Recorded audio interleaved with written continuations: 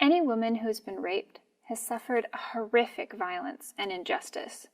She needs help, healing, and the support of her community.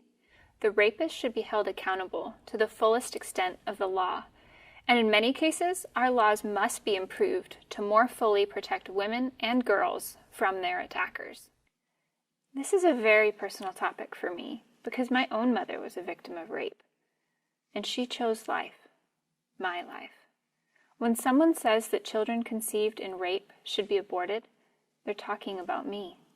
My mother saw that my life was not worth any less than anyone else's simply because of the way that I was conceived, and that I shouldn't be put to death for the crimes of my father. Abortion does nothing to give the woman the healing that she needs and deserves. Abortion doesn't erase the rape or undo the violence that the woman has suffered. Instead, abortion subjects this woman, and now her child, to yet another act of violence that also cannot be erased or undone. As many rape survivors have poignantly testified, abortion is actually an obstacle to healing after rape. Abortion adds trauma to trauma, and it creates yet another innocent victim.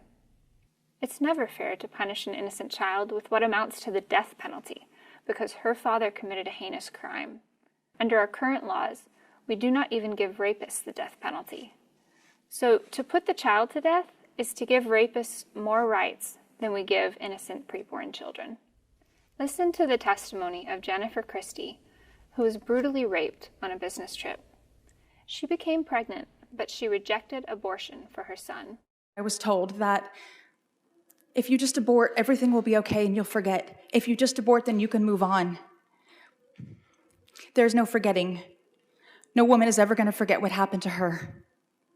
I've been told so many times that if you just had an abortion, you won't always have this reminder hanging over your head, this reminder. Is my son a reminder? He absolutely is. My son is a reminder every day that as women, we can rise above our circumstances. My son is a reminder that love is always stronger than hate, and that who we are as human beings is not determined by how we were conceived. After Ashley Segrist was raped, she had an abortion. Today, she speaks of the horror she experienced. And I could never, ever deal with my rape because I was so focused on what I had done to choose abortion. And that's what people don't understand. When they tell rape victims, oh yes, have an abortion, so that way you can go on and we can deal with the rape. But the abortion just makes the rape 1,000 times worse because now you have these two horrible events that you have to deal with. Abortion is not the loving course of action for a woman seeking healing after sexual assault. We as a community need to hold rapists accountable to the fullest extent of the law and give love and support to both the woman and her child.